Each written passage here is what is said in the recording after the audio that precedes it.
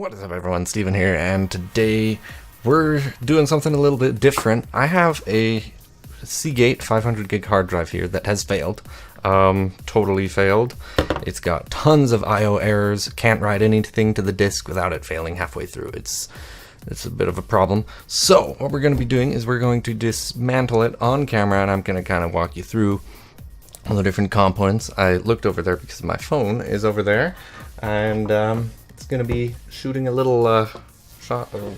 There we go. Can get it lined up. So it's going to be showing the actual destruction, so you're not just looking at me looking down. So let's get into it. You don't try this at home unless you know that the drive is totally gone, because it will void the warranty and it will probably kill your drive because dust and fingerprints and things. And yeah.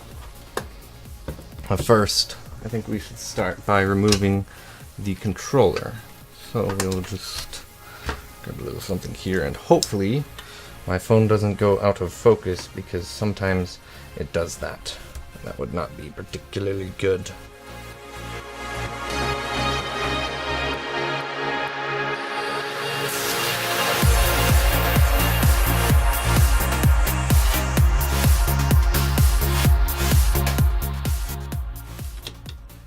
There. That was easy. So this is the controller. It's the only part of the hard drive that's a printed circuit board, so you know it has all these traces going along the back, and it also has the connections for the drive. So there's your SATA power and there's your SATA data, and you have some jumpers right there, but you don't really mess with those. So this, you can see right here, it has a few contacts right there, as well as some contacts right there, it looks like. And so this basically tells the rest of the drive what to do. It controls the spinning of the platters, the movement of the read-write heads, and that sort of thing. And I guess this was just on there to protect those parts of the PCB from, you know, getting messed up from touching this metal here.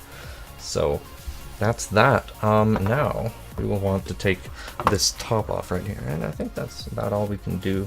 I mean, there's that little thing right here, but I don't think we're gonna try to pull that off.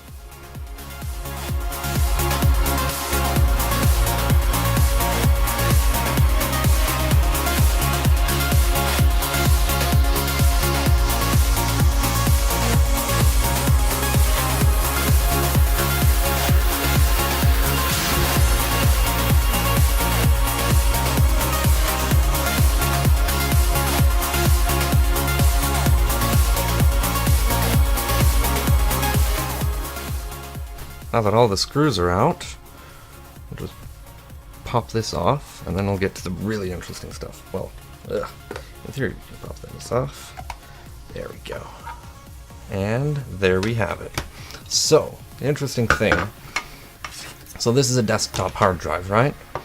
It's commonly referred to as a 3.5-inch hard drive, not because the width of the total enclosure is 3.5 inches. I will demonstrate. From edge to edge, that's nearly 4 inches right there. But if we measure just the platters, that's actually still a bit more than 3.5 inches, but it's a lot closer. That's what they're actually referring to by 3.5-inch or 2.5-inch drives. That can be kind of confusing when you get with SSDs because they don't have these platters. Oh, now that's interesting. That kind of looks like it's supposed to be there. So we have the read-write heads right here, which looks like they're pretty set in their position. I have this right here. I'm not sure what that is. But the interesting thing about hard drives is that even though they're not that hard to take apart, they're really not designed to be taken apart and continue to work because, well, they're manufactured in clean rooms because they're very sensitive to dust. Reason being, not sure what that is, but the actual bits of, you know, sectors on the hard drive, or not really sectors, but the bits of data that are stored on the hard drive are super tiny, like tinier than most dust particles. So if you open it up, even if you can't see the dust that's getting in there, it's getting in there, and it's, you know, messing up, making it harder for the read-write heads to read and write data on the platters. And this is also why they call it a hard disk drive. I probably should have mentioned that earlier. You'll notice there's a spinning disk on the inside, and that's why they call them hard disk drives, because there's a hard disk.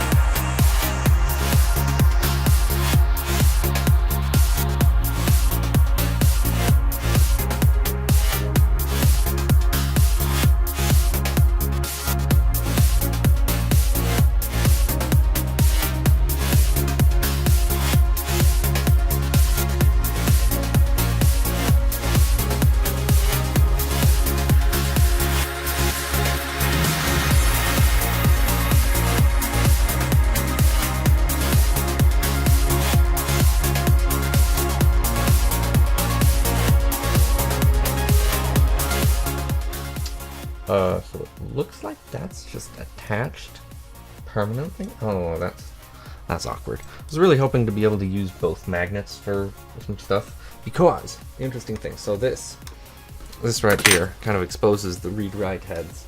It has that coil up there. I assume that's to help with the magnetism, because you have.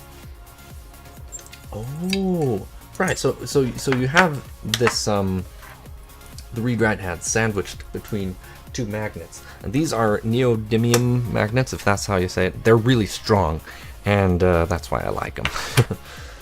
But so I guess the current, or the electricity that goes through here and goes through that affects how it reacts to the the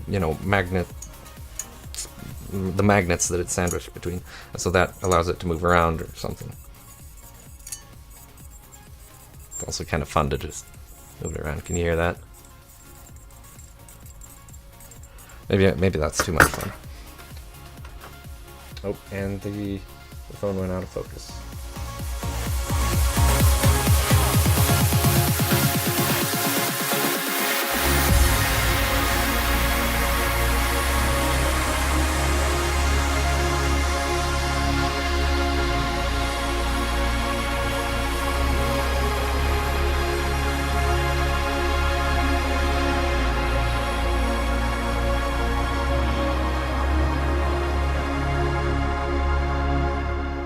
Okay, so here we have the other magnet, the read-write head with its controller, which interfaces directly with the controller. So there's that, and then the actual heads are a bit beat up, which is, I was expected. And now all we need to do is get these platters out.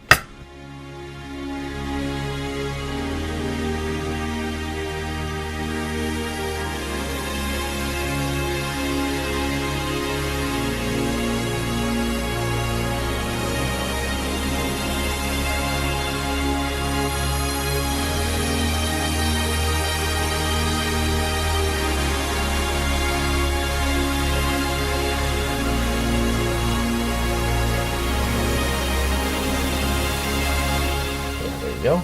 And then it also had a spacer in the middle, and there's the two platters. Only two platters on this drive, so yeah, kind of a small drive.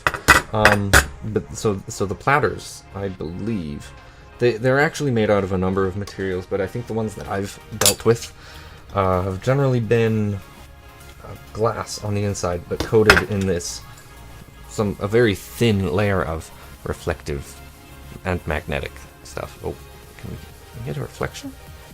Oh yeah. Playing with the hard drive guys. Oh yeah. Okay. You can also see, if you were to see these in person, you would see that they are excellent mirrors, incredibly reflective, except for the hole in the middle. The hole in the middle makes them not particularly good mirrors. And the camera, the phone went out of focus again. Welcome back. Okay, so.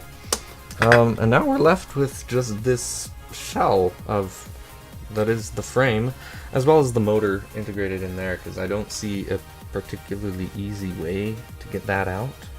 I don't see any screws or anything. So I think we're just going to leave that there and call this done. So there you have it, folks. If you enjoyed that video, you should definitely hit that thumbs up button. You can leave me a comment down below if you have something to say about this, and share it with your peeps if you think they would be interested. And I mean, I guess you can subscribe if you really want. I don't have much stuff planned for this channel. Okay, I kind of do. But regardless, thanks for watching, guys, and see you later.